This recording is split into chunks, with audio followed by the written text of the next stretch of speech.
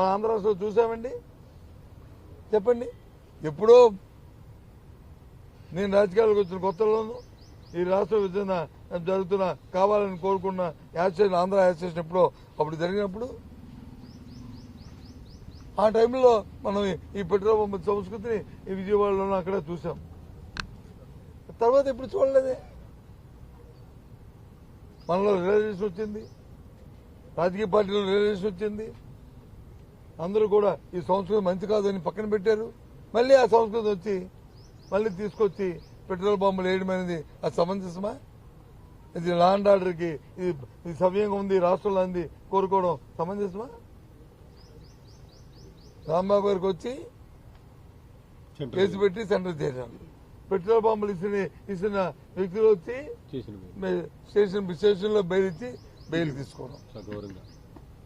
మళ్ళీ ఎవరు మా జోగి రమేష్ గారి మీద వచ్చి వాళ్ళ ఇంటి మీద వేసి మళ్ళీ అతని మీద కేసు పెట్టి మళ్ళీ కోర్టు వచ్చి స్టే ఇస్తే ఇవాళ నిన్న వచ్చి మళ్ళీ ఆ బెయిల్ని క్యాన్సిల్ చేయడానికి మళ్ళీ పిటిషన్ చేయడం. అంటే ఏ రకంగా ఏం జరుగుతుంది ఈ రాష్ట్రంలో? అది అడుగుతున్నాం.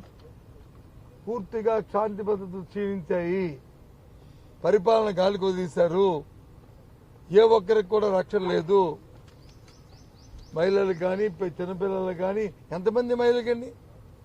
ఇలా టీవీ చూస్తే, పేపర్ ఇప్పితే, ఇలా ఫోన్లో వాట్సాప్ చూస్తే ఇక్కడ ఈ రేపు, లేదా అక్కడ వచ్చి ఈ కిడ్నాప్, లేదా అక్కడ వచ్చి ఈ హత్య, ఇది అక్కడ వచ్చి ఈ కొట్లాట. ఇది ఎందుకు వస్తుంది?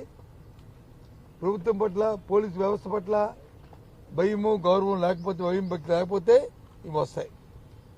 పోయింది. ఈ ప్రభుత్వం పట్ల భయం లేదు, పోలీసు పట్ల భక్తి లేదు, భయం లేదు. వ్యవస్థ అంటే ఇవాళ అధికార పార్టీ ఉన్న జోబుల్లో పోలీసు వ్యవస్థ ఉన్నదనే ఓ నాడు రావడంతోనే ఇవాళ అంతా కూడా బస్సు పట్టిపోయింది. ఇది వాస్తవం కాదా? ఇదే చెప్పాం, ఇదే అడుగుతున్నాం. ఇలాంటి పరిపాలన ఇవాళ ఈ రాష్ట్రానికి అవసరమా? దయచేసి మీ ద్వారా ఈ రాష్ట్ర ప్రజానికి ఆలోచించేమని కోరుతున్నాం. ఇది మంచి సాంప్రదాయం కాదని కోరుతున్నాం. శాంతి భద్రత కావాలి. మంచి రాష్ట్రం మనది. మన ప్రజలు చాలా శాంతిగా నమ్ముకున్నారు.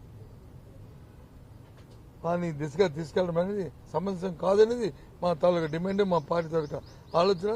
పూర్తిగా శాంతి భద్రత క్షీణించాయని ఇవాళ అవసరం చెప్పాం, వచ్చాం. ఇకపోతే గవర్నర్ ప్రసంగానికి రిప్లై.